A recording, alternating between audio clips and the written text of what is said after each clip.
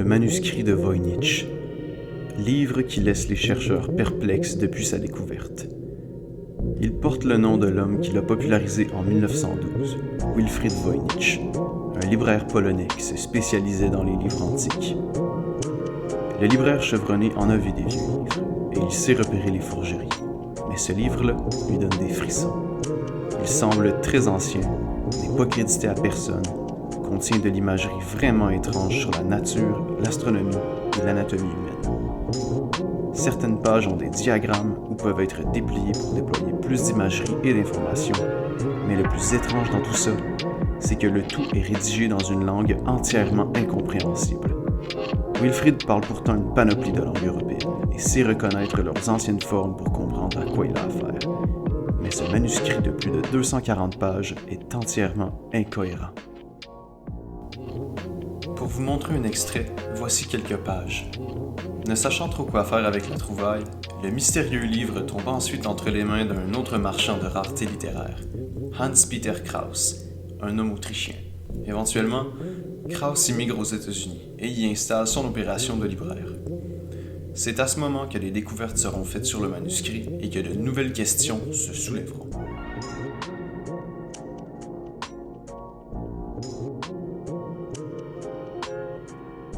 Vers la seconde moitié du 20e siècle, le livre tombe entre les mains d'experts en analyse d'anciens tomes à la prestigieuse université de Yale, au Connecticut. À partir de là, on en sait peu sur l'âge ou les origines de l'objet. Mais les chercheurs vont tenter de le décoder et de comprendre un peu ce qui se passe là-dedans. Au fil des années et des décennies, ils vont identifier tous les caractères de l'alphabet représenté, puis inviter des linguistes et des décrypteurs. Au départ, beaucoup de gens croyaient qu'il s'agissait d'un canular et que le livre ne voulait absolument rien dire, donc que les scientifiques perdaient leur temps à l'analyser. Mais les études poussaient vers le contraire. La majorité des linguistes qui l'ont étudié ont remarqué que tous les signes étaient présents pour indiquer qu'il s'agissait d'une langue réelle, qui aurait probablement évolué naturellement, donc non créée artificiellement. Le vocabulaire change quand les sujets semblent être différents, de la conjugaison de verbes semble être présente, des déterminants sont présents et beaucoup plus. Le niveau de complexité de la langue et la quantité de texte poussent à croire qu'il y a vraiment de l'information à retirer du matériel. Beaucoup d'analyses et de découvertes sont faites, mais c'est en 2009 que le livre est enfin daté. Étant sujet à la datation au carbone 14, le manuscrit de Voynich est une véritable antiquité et n'a pas été créé par après. Il date du 15e siècle, précisément entre 1404 et 1438. L'ancienneté du livre soulève encore plus de questions quant à ses origines. On savait qu'il était vieux, mais pas si vieux. Une description du livre apparaît dans une lettre datée de l'an 1666, signée à Prague, aujourd'hui en République tchèque. La lettre en question fut rédigée par le scientifique et recteur de l'Université de Prague, Jan Marek Marki, et envoyée à Rome, au chercheur jésuite Athanasius Kircher. La lettre, fort probablement accompagnée du livre, invitait le receveur à décoder le tout, car il n'était lui-même pas capable de le faire. La lettre mentionnait également que le livre fut jadis en possession du Saint-Empereur Rodolphe II. Plusieurs recherches supplémentaires ont réussi à dater l'acquisition du mystérieux manuscrit à l'an 1599, vendu au monarque par Karl Wiedemann, un Allemand, collecteur de manuscrits et de livres antiques. On voit ici que le livre a vécu la même chose à plusieurs reprises, et c'est quand même fou de savoir que les chercheurs, au travers des siècles et des ères, n'ont jamais réussi à le démystifier. On ne pouvait donc pas avoir la réponse par l'histoire, parce que même les contemporains de l'objet mystérieux n'avaient aucune idée de sa provenance et de sa signification. On doit donc se fier à la science moderne si on espère un jour trouver la vérité qui se cache derrière l'histoire du manuscrit.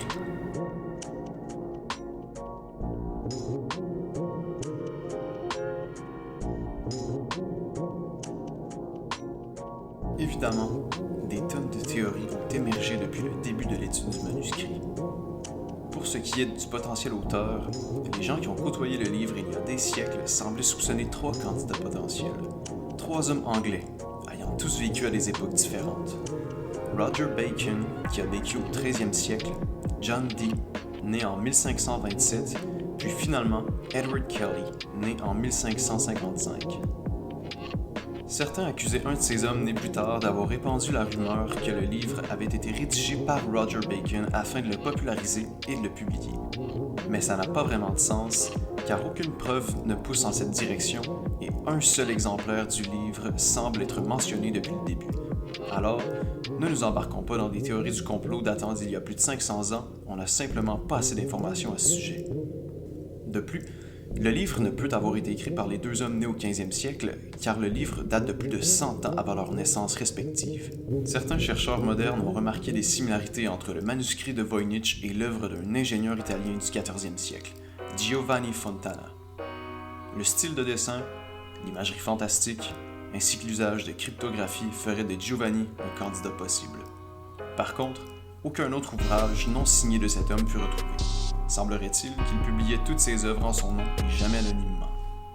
De plus, il utilisait des codes beaucoup plus conventionnels.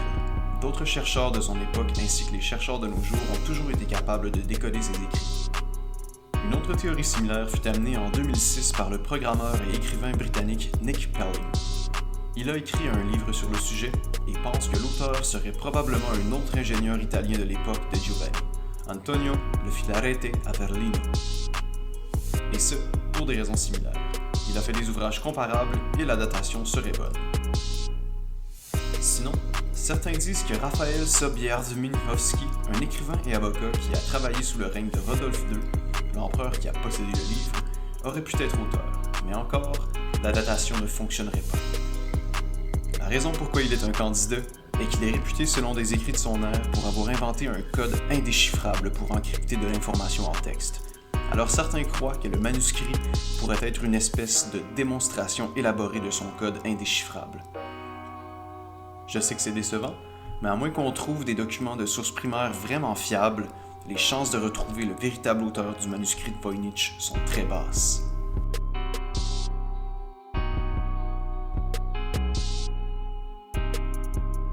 Pour ce qui est de sa signification, en faisant une courte recherche sur Internet, vous remarquerez que beaucoup de gens prétendent avoir enfin percé le mystère.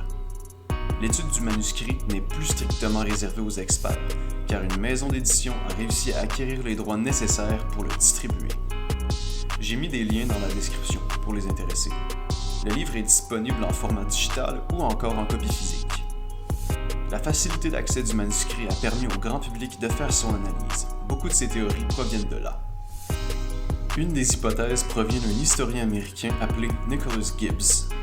Il pense que le livre serait un guide de santé et bien-être destiné aux femmes, et ses arguments sont quand même forts. La première section du livre semble être un guide descriptif de plantes. Gibbs en déduit qu'il s'agit de plantes avec propriétés médicinales, une description des effets, où les trouver, ainsi qu'une posologie. On voit aussi beaucoup d'images de femmes qui semblent enceintes prenant des bains en groupe. L'historien croit qu'il s'agit de conseils hygiéniques et sociaux pour le bon développement de l'enfant. L'imagerie anatomique viendrait confirmer la nature potentiellement médicale du texte. Quant aux illustrations liées à la position des astres, eh bien, il est possible que les écrits soient de nature superstitieuse, par exemple que l'alignement de tel et tel astre serait bon pour la santé ou la grossesse, etc. Il aurait également réussi à traduire des pages entières du livre. Selon lui, l'œuvre est rédigée en une sorte de latin vulgaire, parsemé d'argot et de langage populaire régional. La théorie n'est pas acceptée par les détenteurs du livre à cause de l'argument de la langue, qui selon eux reste inexplicable. Par contre, la théorie du guide de santé féminine n'est pas écartée. Elle fut en fait levée quelques décennies avant même que Gibbs accède au livre, au cœur de l'université de Yale. Par contre, ces deux conclusions sont venues séparément et Gibbs n'est aucunement affilié au propriétaire de Voynich. En 2016, Greg Kondrak, un chercheur et informaticien de l'Université de l'Alberta à Edmonton au Canada, soulève une autre hypothèse. Sa théorie n'est pas directement liée au sujet du livre, mais plutôt à la langue utilisée, qui pourrait changer la façon dont il est étudié et nous rapprocher de la réponse. Alors que les chercheurs ont toujours cherché une connexion européenne, après tout, le manuscrit ressemble à ce qu'on peut voir en observant les livres européens de la même époque, le style d'écriture, les illustrations, la mise en page, etc. Le chercheur albertain a utilisé un superordinateur spécialisé en langue. Son programme est capable d'identifier des centaines de langues en quelques minutes à peine et est considéré comme précis à 97%. La machine semble croire que le texte n'est pas du tout originaire d'Europe, mais d'origine orientale. Le logiciel analyse la langue comme étant une forme rare, probablement locale, d'hébreu. Toujours poussant vers la théorie de l'origine orientale, des chercheurs turcs pensent qu'il s'agit d'un texte rédigé en une forme locale de langue turque. Mais comme toutes les théories, elles restent des hypothèses et ne sont pas prouvées.